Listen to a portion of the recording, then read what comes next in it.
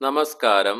ഏവർക്കും pre market റിപ്പോർട്ട്സുകളിലേക്ക് സ്വാഗതം. ഇന്ന് സെപ്റ്റംബർ 19, 2025 വെള്ളി. ഇന്നലെ ബാങ്ക് ഓഫ് ഇംഗ്ലണ്ടിന്റെ ഭാഗത്തു നിന്നും ഇൻട്രസ്റ്റ് റേറ്റ് ഡിസിഷൻ വരികയുണ്ടായി. അവയെക്കുറിച്ചൊക്കെ നമുക്ക് ഇന്ന് ഈ വീഡിയോയിൽ വിശദമായി തന്നെ ചർച്ച ചെയ്യാം.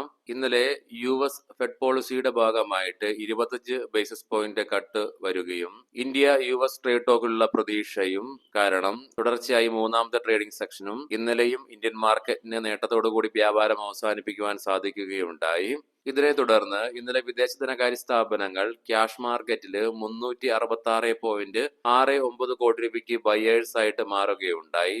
അതേസമയം ആഭ്യന്തര ധനകാര്യ സ്ഥാപനങ്ങൾ 3326.56 കോടി രൂപയ്ക്ക് ബൈയിങ്ങും തുടരുകയുണ്ടായി. ഇന്നത്തെ മാർക്കറ്റിലേക്ക് സ്പെസിഫിക് ആയിട്ട് വന്നു കഴിയുമ്പോൾ അനലിസ്റ്റുകളുടെയും എക്സ്പേർട്ടുകളുടെയൊക്കെ അഭിപ്രായ പ്രകാരം നിഫ്റ്റി നിലവിൽ 25,400 എന്ന ലെവലിന് മുകളിലായിട്ട് വ്യാപാരം അവസാനിപ്പിച്ച് നിലനിൽക്കുന്നതിനാൽ തന്നെ നിഫ്റ്റിക്ക് മുകളിലേക്ക് ഒരു പ്രയാണം സാധ്യമാവുകയാണെങ്കിൽ 25,500 എന്ന ലെവൽ അപ്പർ സൈഡിലേക്ക് അടുത്ത ഒരു ഹേർഡിൽ സോൺ ആയിട്ട് മാറിയേക്കാം. ഈ ലെവൽ നിഫ്റ്റി അതിശക്തമായി മറികടക്കുകയാണെങ്കിൽ ജൂൺ മാസത്തെ ഹൈയും മാത്രമല്ല ഈ വർഷത്തെ നിഫ്റ്റിയുടെ ഹൈയുമായ 25,669 എന്ന ലെവൽ നിഫ്റ്റിയെ സംബന്ധിച്ചിടത്തോളം അപ്പർ സൈഡിലേക്ക് വളരെ പ്രധാനപ്പെട്ടതാണ്.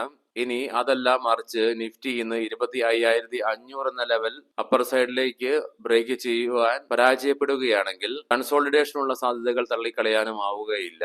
അങ്ങനെ കൺസോളിഡേഷൻ മാർക്കറ്റിൽ നടക്കുകയാണെങ്കിൽ 25,330, 25,250 എന്ന ലെവലുകൾ നിഫ്റ്റിയെ സംബന്ധിച്ചിടത്തോളം ഡൗൺ സൈഡിലേക്ക് പ്രധാനപ്പെട്ട സപ്പോർട്ട് ഏരിയ കൂടിയാണ്. എന്നാൽ അതേസമയം ഡൗൺ സൈഡിലേക്ക് 25,200 എന്ന ലെവൽ നിഫ്റ്റി ബ്രേക്ക് ചെയ്യുകയാണെങ്കിൽ സെല്ലിംഗ് പ്രഷറും അനുഭവപ്പെട്ടേക്കാം. പ്രത്യേകം ശ്രദ്ധിക്കുക, ഇത് അനലിസ്റ്റുകളുടെയും എക്സ്പേർട്ടുകളുടെയും അഭിപ്രായങ്ങൾ മാത്രമാണ്. ട്രേഡ് റെക്കമെൻഡേഷൻ അല്ല, എഡ്യൂക്കേഷൻ പർപ്പസിന് വേണ്ടി മാത്രമാണ് ഈ ലെവലുകൾ വിശദീകരിക്കുകയുണ്ടായത്. ഇന്നലെ പ്രധാനമായും ഒരു ഗ്ലോബൽ ഇവന്റ് മാത്രമേ നിലനിന്നിരുന്നുള്ളൂ. അത് ബാങ്ക് ഓഫ് യൂറോപ്പിന്റെ ഭാഗത്ത് നിന്നും വരാനിരുന്ന ഇൻട്രസ്റ്റ് റേറ്റ് ഡിസിഷൻ തന്നെയായിരുന്നു. ഇന്നലെ bank of England interest rate മാർക്കറ്റിന്റെ ഫോർകാസ്റ്റ് അനുസരിച്ച് തന്നെ അൺചേഞ്ച്ഡ് ആയിട്ട് നിലനിർത്തുകയുണ്ടായി 4% എന്ന ലെവലില്. ഇന്നത്തെ പ്രധാനപ്പെട്ട ഗ്ലോബൽ ഇവന്റുകളിൽ രാവിലെ 5 മണിയോടുകൂടി ജപ്പാനിൽ നിന്നും ഓഗസ്റ്റ് മാസത്തെ ഇൻഫ്ലേഷൻ ഡാറ്റ റിലീസ് ചെയ്യുന്നുണ്ട്.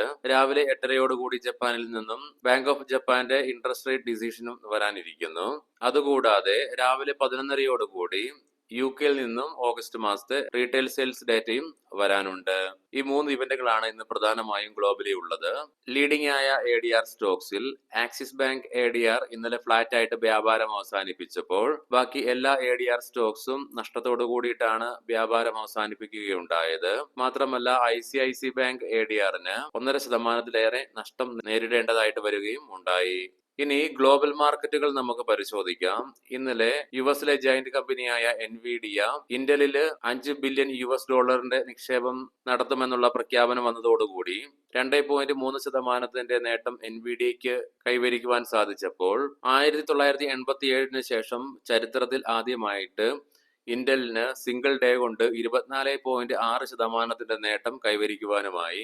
തൽഫലമായി ഇന്നലെ S&P 500നും നാസ്ഡാക്കിനും ഇൻട്രാഡേ ബേസിസിൽ fresh record all time high create ചെയ്യാൻ സാധിക്കുകയുണ്ടായി. അതിനെ തുടർന്ന് ഇരു മാർക്കറ്റുകളും നേട്ടത്തോടുകൂടി തന്നെ വ്യാപാരം അവസാനിപ്പിക്കുകയുണ്ടായി. നിലവിൽ ഡോ ജോൺസ് ഫ്യൂച്ചർ 124 പോയിന്റുകളുടെ നേട്ടത്തോടുകൂടി തന്നെ വ്യാപാരം തുടരുന്നു.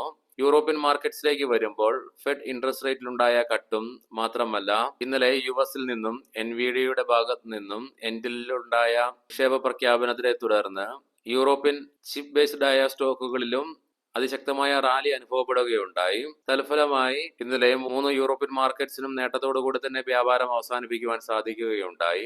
ഗിഫ്റ്റ് നിഫ്റ്റിയുടെ നിലവിലെ ഇൻഡിക്കേഷൻ പ്രകാരം ഫ്ലാറ്റ് അല്ലെങ്കിൽ slightly gap up or gap ഡൗണോട് കൂടിയിട്ടുള്ള ഓപ്പണിംഗ് ആണ് നമ്മുടെ മാർക്കറ്റിൽ എക്സ്പെക്ട് ചെയ്യുവാനായിട്ട് സാധിക്കുക. ഏഷ്യൻ മാർക്കറ്റ്സിലേക്ക് വരുമ്പോൾ നിലവിൽ ജപ്പാൻ, കൊറിയൻ മാർക്കറ്റുകൾ വ്യാപാരം ആരംഭിച്ചിട്ടുണ്ട്. ജപ്പാൻ മാർക്കറ്റ് 1% നേട്ടത്തോടു കൂടി വ്യാപാരം ആരംഭിച്ചപ്പോൾ കൊറിയൻ മാർക്കറ്റ് നേരിയ നഷ്ടത്തോടു കൂടിയിട്ടാണ് വ്യാപാരം ആരംഭിച്ചിട്ടുള്ളത്.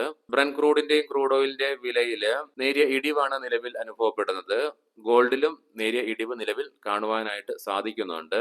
ഇനി നമുക്ക് സ്പെസിഫിക് ആയിട്ട് നിഫ്റ്റിയുടെയും ബാങ്ക് നിഫ്റ്റിയുടെയും ടെക്നിക്കൽസിലേക്ക് പ്രവേശിക്കാം. നിഫ്റ്റിയുടെ PCR 1.09 എന്ന നിലയിലും മാക്സ് പെയിൻ 25,400 എന്ന ലെവലിലുമാണ് നിലകൊള്ളുന്നത്.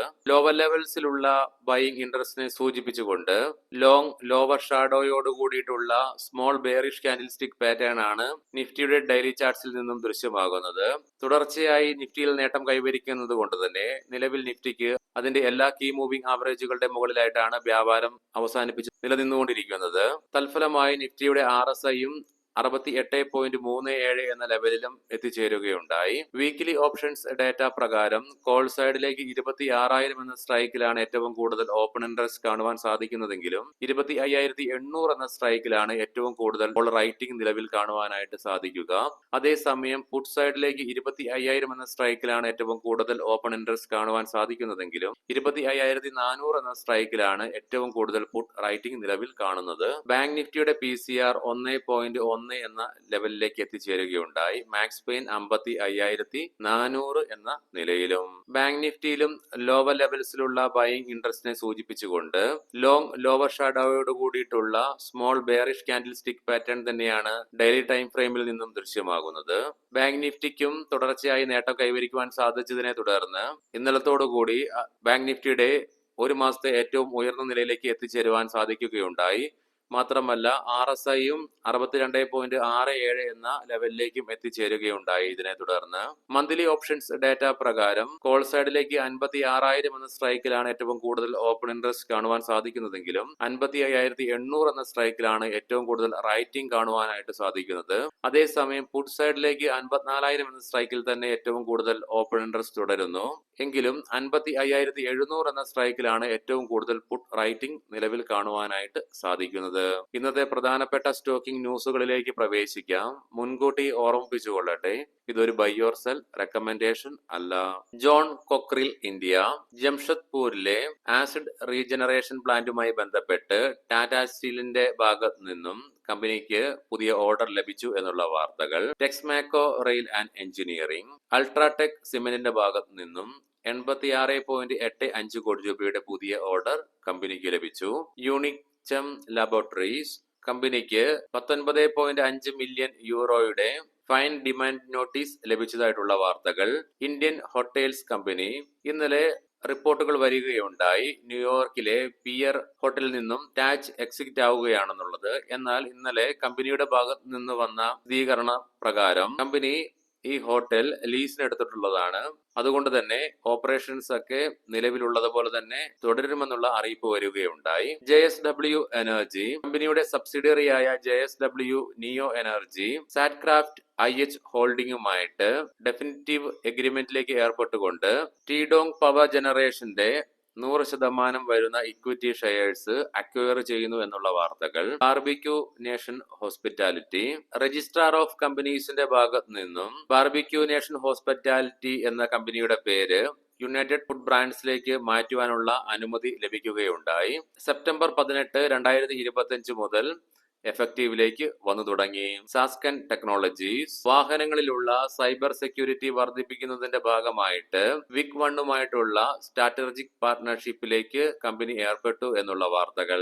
ഏവർക്കും നല്ല ഒരു ട്രേഡിംഗ് ദിനം ആശംസിക്കുന്നു. വൈകുന്നേരം പോസ്റ്റ് മാർക്കറ്റ് റിപ്പോർട്ട്സുമായി കണ്ടുമുട്ടാം. നന്ദി, നമസ്കാരം.